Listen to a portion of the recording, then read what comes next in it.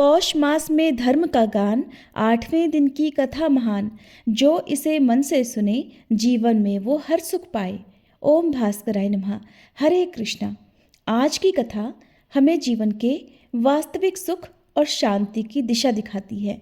आइए श्रोताओं, आज की इस कथा को सुनकर हम सब अपने हृदय को पवित्र करें। नारद जी ने पूछा, हरि के अंश से उत्पन्न हुए हे महाभाग नारायण, आपकी कृपा से मैंने गणेश जी का सारा शुभ चरित्र सुन लिया, किंतु हे ब्राह्मण, भगवान विष्णु ने उस बालक के धड़ पर गजराज के 2 दांतों वाले मुख को जोड़ा था।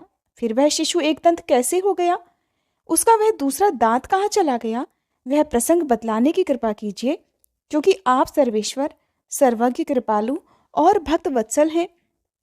नारायण ने कहा, नारद, एक दंत का चरित्र संपूर्ण मंगलों का मंगल करने वाला है। मैं उस प्राचीन इतिहास का वर्णन करता हूँ, सुनो। मुने एक समय की बात है, राजा कार्तवीर्य शिकार खेलने के लिए वन में गया। वहां वह बहुत से वन्य पशुओं का वध करके थक गया था। इतने में सूर्यास्त हो चला। तब उस राजा ने सायंकाल में अपनी सेना सहित वहीं वन में जमदग्नि ऋषि के आश्रम के निकट पड़ाव डाल लिया और बिना कुछ खाए पिए अपनी रात बिताई। प्रातःकाल राजा सरोवर में स्नान करके पवित्र हुआ और अपने शरीर को अलंकृत करके दत्तात्रेय जी द्वारा दिए गए मंत्र का भक्तिपूर्वक जप करने लगा। मुनिवर जमदग्नि ने देखा कि राजा के कंठ, ओष्ठ और तालु सूख गए हैं। तब उन्होंने प्रेम के साथ आदरपूर्वक कोमल वाणी से राजा का कुशल समाचार पूछा। फिर राजा ने बड़ी ही उतावली के साथ सूर्य के समान तेजस्वी मुनि को प्रणाम किया और मुनि ने चरणों में पड़े हुए राजा को स्नेहपूर्वक शुभ आशीर्वाद दिया। राजा ने फिर अपने उपवास आदि का सारा वृतांत मुनि से कह सुनाया। तब मुनि ने तुरंत ही डरते डरते राजा को निमंत्रण दे दिया। इसके बाद मुनिश्रेष्ठ जमदग्नि हर्षपूर्वक अपने आश्रम को लौट आए और वहां उन्होंने लक्ष्मी सदृशी माता कामधेनु से सारा वृतांत कह सुनाया। तब कामधेनु भयभीत हुए मुनि से बोली कि मुने, मेरे रहते आपको भय कैसा? आप तो मेरे द्वारा सारे जगत को भोजन कराने में समर्थ हैं, फिर राजा की तो बात ही क्या है। आप राजाओं के भोजन योग्य त्रिलोकी में दुर्लभ जिन जिन पदार्थों की याचना करेंगे, वह सब मैं आपको प्रदान करूंगी। तदंतर कामधेनु ने अनेक प्रकार के भोजन करने के योग्य सोने और चांदी के बर्तन, असंख्यों भोजन बनाने के पात्र और बहुत से स्वादिष्ट पदार्थों से भरे हुए बर्तन मुनि को दे दिए। फिर तरह तरह के स्वादिष्ट और पके हुए कटहल, आम, नारियल और बेल के फल प्रदान किए। नारद, स्वादिष्ट लड्डुओं की तो असंख्य ढेरियां वहां पर लग गईं। जौ और गेहूं के आटे की बनी हुई पूड़ियां और तरह तरह के पकवानों का पर्वत और उत्तम उत्तम अन्नों का ढेर लग गया। दूध, दही और घी की नदियां बह चली। शक्कर का ढेर और मोदकों का पहाड़ लग गया। उत्तम धान के चिवड़ों का पर्वत सा ढेर लग गया। फिर कौतुकवश राजाओं के योग्य पूर्णतया कपूर आदि से सुवासित तांबूल और सुंदर वस्त्र आभूषण प्रदान किया। इस प्रकार सामग्री से संपन्न होकर मुनि ने खेल ही खेल में सेना सहित राजा को मनोहर पदार्थ देकर भोजन कराया। तब जो जो वस्तुएं परम दुर्लभ थी, उन्हें भरी पूरी देखकर राजाधिराज कार्तवीर्य को महान आश्चर्य हुआ। फिर उन बर्तनों को देखकर वह कहने लगा। राजा ने कहा, सचिव, जरा पता तो लगाओ कि ये दुर्लभ पदार्थ सहसा कहाँ से आ गए। ये मेरे लिए असाध्य हैं और बहुतों को तो मैंने इनमें से नाम भी नहीं सुना है। मंत्री बोला, महाराज, मैंने मुनि के आश्रम में सब कुछ देख लिया है। सुनिए, वहां तो अग्निकुंड, समिधा, कुश, पुष्प, फल, कृष्ण मृग चर्म, सुख, शिष्य समुदाय और सूर्य के तेज के आधार पर पकने वाले अन्न आदि ही हैं। वह संपूर्ण संपत्तियों से रहित है। वहां मैंने ये भी देखा है कि सभी लोग जटाधारी हैं और वृक्षों की छाल ही एकमात्र उनका वस्त्र है। परंतु आश्रम के भाग में मैंने एक मनोहर कपिला गौ को देखा है। उसके अंग बड़े सुंदर हैं। चांदनी की सी उसकी कांति है और लाल कमल के समान उसके नेत्र हैं।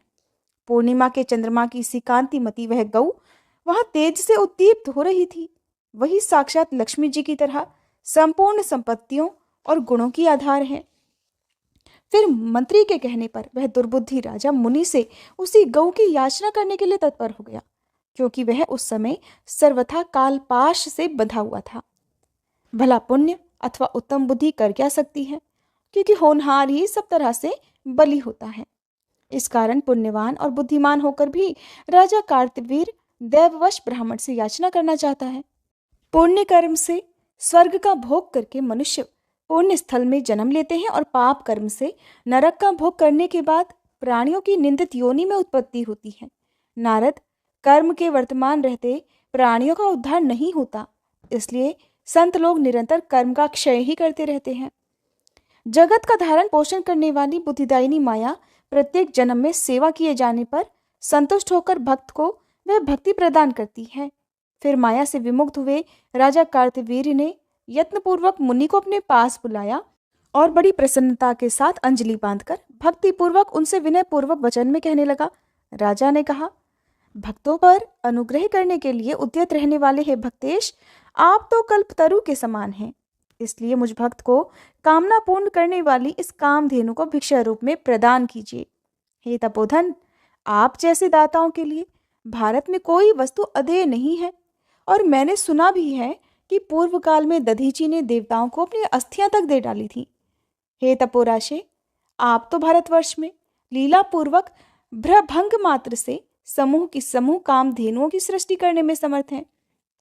सुनकर मुनि कहने लगे, राजन, आश्चर्य है, तुम तो उल्टी बात कह रहे हो। अरे मूर्ख और छली नरेश, मैं ब्राह्मण होकर क्षत्रिय को दान कैसे दूंगा? इस कामधेनु को परमात्मा श्री कृष्ण ने गोलोक में यज्ञ के अवसर पर ब्रह्मा जी को दिया था, अतः प्राणों से बढ़कर प्यारी यह गौ देने योग्य नहीं है। हे राजन, फिर ब्रह्मा जी ने इसे अपने प्रिय पुत्र भृगु को दिया और भृगु ने मुझे दिया। इस प्रकार यह कपिला मेरी पैतृक संपत्ति है। ये कामधेनु गोलोक में उत्पन्न हुई है, इसलिए त्रिलोकी में दुर्लभ है। तब भला मैं लीलापूर्वक ऐसी कपिला की सृष्टि करने में कैसे समर्थ हो सकता हूँ? ना तो मैं हलवाहा हूँ और ना तुम्हारी सहायता से बुद्धिमान हुआ हूँ। मैं अतिथि को छोड़कर शेष सबको क्षण मात्र में भस्म करने की भी शक्ति रखता हूँ। इसलिए अभी इसी क्षण अपने घर जाओ और अपने स्त्री पुत्रों को देखो। मुनि के ऐसे वचनों को सुनकर राजा को क्रोध आ गया। तब वह मुनि को नमस्कार करके सेना के बीच में चला गया। उस समय भाग्य ने उसे बाधित कर दिया था, इसलिए क्रोध के कारण उसके होठ फड़क रहे थे। उसने सेना के निकट जाकर बलपूर्वक गऊ को लाने के लिए नौकरों को भेजा।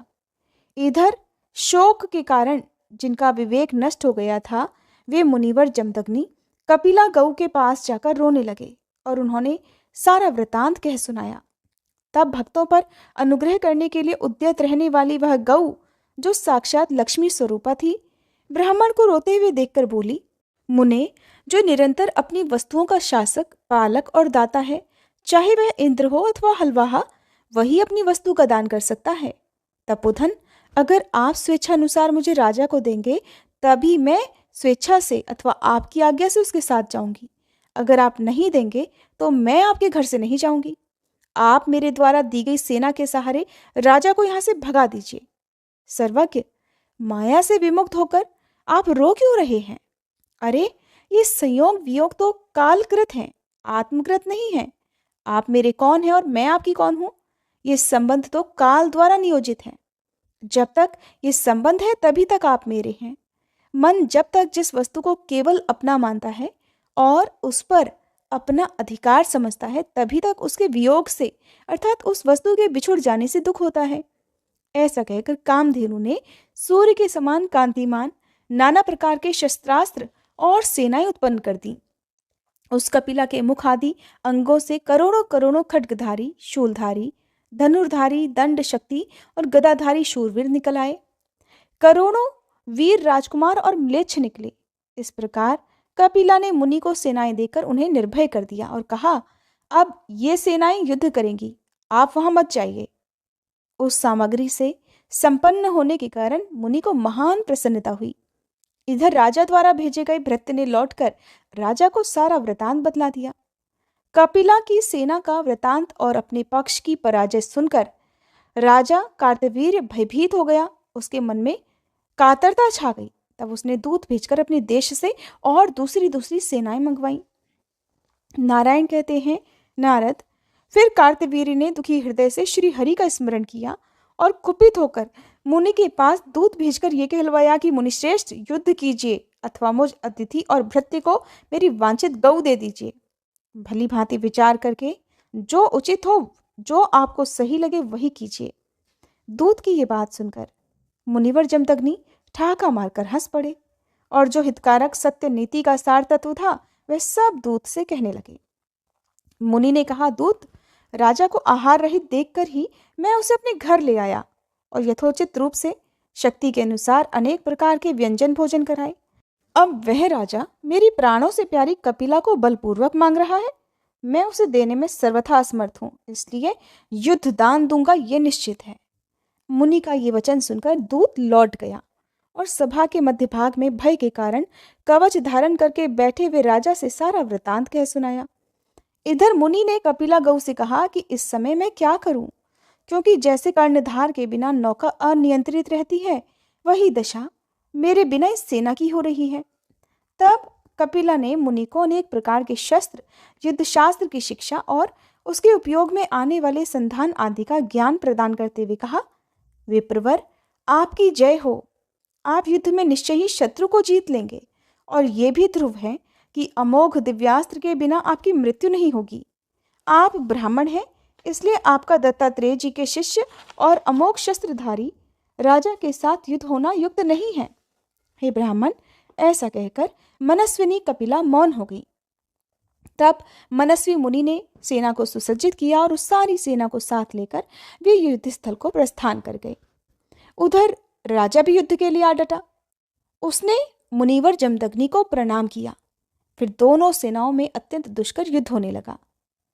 उस युद्ध में कपिला की सेना ने बलपूर्वक राजा की सारी सेना को जीत लिया और खेल ही खेल में राजा के विचित्र रथ को भी चूर चूर कर डाला।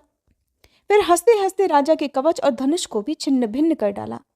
इस प्रकार राजा कार्तवीर्य कपिला की सेना को जीतने में असमर्थ हो गया। उन सेनाओं ने शस्त्रों की वर्षा से राजा को हथियार रख देने के लिए विवश कर दिया। फिर बाणों और शस्त्रों की वर्षा से राजा मूर्छित हो गया। उस समय राजा की कुछ सेना तो मर चुकी थी और कुछ भाग खड़ी हुई। मुने, जब कृपा सागर मुनिवर जमदग्नि ने देखा कि मेरा अतिथि बना हुआ राजराजेश्वर कार्तवीर्य मूर्छित हो गया है, तब कृपा परवश होकर उन्होंने उस सेना को लौटा दिया। फिर तो वह कृत्रिम सेना जाकर कपिला के शरीर में ही विलीन हो गई। उसके बाद कृपालु मुनि ने शीघ्र ही राजा को अपनी चरण धूलि देकर कि तुम्हारी जय हो ऐसा शुभ आशीर्वाद दिया और अपने कमंडल के जल के छींटे देकर उसे होश दिलाया। होश में आने पर वह राजा फिर से युद्ध भूमि में खड़ा हो गया और भक्तिपूर्वक हाथ जोड़कर उसने मुनिवर को सिर झुकाकर प्रणाम किया।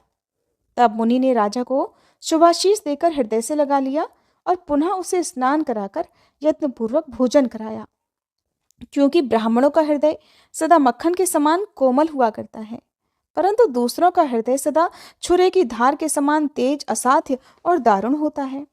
उसके बाद मुनिवर ने राजा से कहा कि राजन, अब तुम अपने घर को लौट जाओ। राजा कहने लगा, महाबाहो, युद्ध कीजिए या फिर मेरी अभीष्ट गऊ मुझे समर्पित कर दीजिए। राजा तो अभी अपनी जिद पर अड़ा हुआ था। नारायण मुनि कहते हैं, नारद, राजा के वचन को सुनकर मुनिवर ने श्रीहरि का ध्यान करके जो हितकर सत्य और नीति का सार रूप था ऐसा वचन कहना आरंभ कर दिया।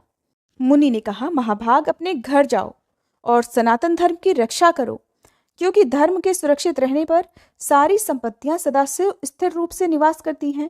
ये पूर्णतया निश्चित है। राजन, तुम्हें भोजन से वंचित देखकर ही मैं अपने घर लाया और विधि पूर्वक यथाशक्ति तुम्हारा आदर सत्कार किया।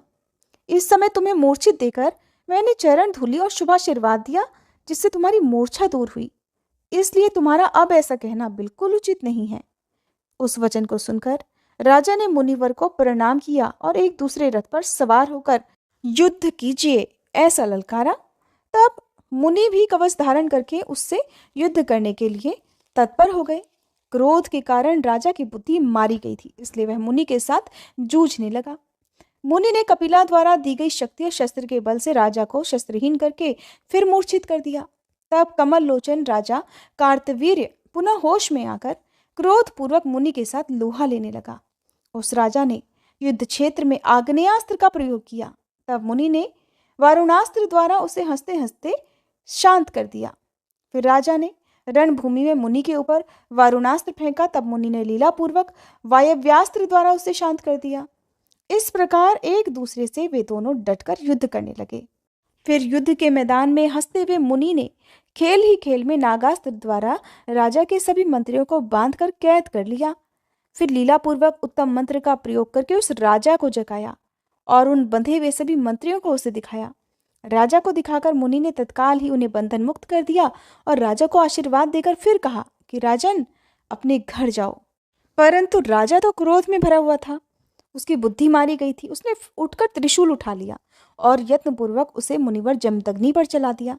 तब मुनि ने उस पर शक्ति से प्रहार किया। इसी बीच उस युद्ध स्थल में ब्रह्मा जी ने आकर उत्तम नीति द्वारा उन दोनों में परस्पर प्रेम स्थापित कर दिया। तब मुनि ने संतुष्ट होकर रण क्षेत्र में ब्रह्मा जी के चरणों में दृष्टिपात किया और राजा ब्रह्मा तथा मुनि को नमस्कार करके अपने घर को चला गया। फिर ब्रह्मा जी और मुनि ने भी अपने अपने स्थान को प्रस्थान किया। इस प्रकार इसका वर्णन तो कर दिया, अब आगे तुमसे कुछ और कहूँगा। नारायण मुनि ने देवर्षि नारद को जो कुछ भी बताया उसका वर्णन आप अगले अध्याय में सुनेंगे। अब सुनिए श्री सूर्य चालीसा पाठ और सूर्य भगवान की आरती। श्री रवि हरत हो घोरतम अगणित किरण पसारी, वंदन करूं तब चरणन में अर्घ देऊं जलधारी। सकल सृष्टि के स्वामी हो सचराचर के नाथ, निस्दिन होत तुमसे ही होवत संध्या प्रभात। जय भगवान सूर्य तमहारी, जय खगेश दिन कर शुभकारी। तुम हो सृष्टि के नेत्र स्वरूपा, त्रिगुणधारी त्रैवेद स्वरूपा। तुम ही कर्ता पालक संहारक, भुवन चतुर्दश के संचालक। सुंदर बदन चतुर्भुजधारी, रश्मि रथी तुम गगन विहारी। चक्र शंख अरु श्वेत कमलधर, वर मुद्रा सोहत चोटे कर। शीश मुकुट कुंडल गलमाला, चारु तिलक तब भाल विशाला। सप्त अश्वरथ अति द्रुतगामी, अरुण साथी गति अविरामी। रक्त वरुण आभूषण धारक, अति प्रिय तोहे लाल पदारथ। सर्वात्मा कहे तुम्हें ऋग्वेदा, मित्र कहे तुमको सब वेदा। पंच देवों में पूजे जाते, मनोवांछित फल साधक पाते। द्वादश नाम जाप उद्धारक, रोग शोक अरु कष्ट निवारक। माँ कुंती तब ध्यान लगायो, दानवीर सूत कर्ण सो पायो। राजा युधिष्ठिर तब जस गायो, अक्षय पात्र वो वन में पायो। शस्त्र त्याग अर्जुन अकुरायो, बन आदित्य हृदय से पायो। विंध्याचल तब मार्ग में आयो, हाहाकार तिमिर से छायो। मुनि अगस्त गिरि गर्व मिटायो, निज तप बल से विंध्य नवायो। मुनि अगस्त तब महिमा गाई, सुमिर भये विजयी रघुराई। तोहे विरोक मधुर फल जाना, मुख में ली नहीं तोहे हनुमाना। तब नंदन शनिदेव कहावे, पवन के सूत शनि तीर मिटावे। यज्ञ व्रत स्तुति तुम्हारी कीन्ही, भेंट शुक्ल यजुर्वेद की दीन्ही। सूर्यमुखी खरितर तब रूपा, कृष्ण सुदर्शन भानु स्वरूपा। नमन तोहे ओंकार स्वरूपा, नमन आत्मा अरुकाल स्वरूपा। दिग दिगंत तब तेज प्रकाशे, उज्ज्वल रूप तुम्ही आकाशे। दश दिगपाल करत तब सुमिरन, अंजलि नित्य करत हैं अर्पण। त्रिविध ताप हरता तुम भगवन, ज्ञान ज्योति करता तुम भगवन। सफल बनावे तब आराधन, गायत्री जप सरल है साधन। संध्या त्रिकाल करत जो कोई, पावे कृपा सदा तब वोही। चित शांति सूर्यास्तक देव, व्याधि अपाधि सब हर लेवे। अष्टदल कमल यंत्र शुभकारी, पूजा उपासना तब सुखकारी। माघ मास शुद्ध सप्तमी पावन, आरंभ हो तब शुभ व्रत पालन। भानु सप्तमी मंगलकारी, भक्तिदायिनी दोषणहारी। रविवासर जो तुमको ध्यावे, पुत्रादिक दुख वैभव पावे। पाप रूपी पर्वत के विनाशी, व्रज रूप तुम हो अविनाशी। राहु आन तब ग्रास बनावे, ग्रहण सूर्यता को लग जावे। धर्म दान तब करते हैं साधक, मिटत राहु तब पीड़ा बाधक। सूर्य देव तब कृपा कीजे, दीर्घ आयु बल बुद्धि दीजे। सूर्य उपासना कर नित ध्यावे, कुष्ठ रोग से मुक्ति पावे। दक्षिण दिशा तोरी गति जावे, दक्षिणायन वो ही कहलावे। उत्तर मार्गी तोरो रथ होवे, उत्तरायण तब वो कहलावे। मन और वचन कर्म हो पावन, संयम करता भलित आराधन। भरत दास चिंतन करत घर दिन कर तब ध्यान, रखियो कृपा इस भक्त पे तुम्हारी सूर्य भगवान। ओम जय सूर्य भगवान, जय हो दिनकर भगवान। जगत के नेत्र स्वरूपा, तुम हो त्रिगुण स्वरूपा। धरत सब ही तब ध्यान, ओम जय सूर्य भगवान। सारथी अरुण है प्रभु, तुम श्वेत कमल धारी। तुम चार भुजाधारी, अश्व है सात तुम्हारे। कोटि किरण पसारे, तुम हो देव महान। ओम जय सूर्य भगवान। उषा काल में जब तुम उदयाचल आते, सब तब दर्शन पाते। फैलाते उजियारा, जागता तब जग सारा। करे सब तब गुणगान, ओम जय सूर्य भगवान। संध्या में भुवनेश्वर अस्ताचल जाते, गोधन तब घर आते। गोधूली बेला में हर घर हर आंगन में, हो तब महिमा गान। ओम जय सूर्य भगवान।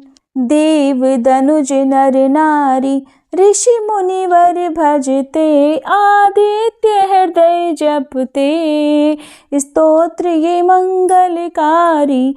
इसकी है रचना न्यारी, दे नव जीवन दान।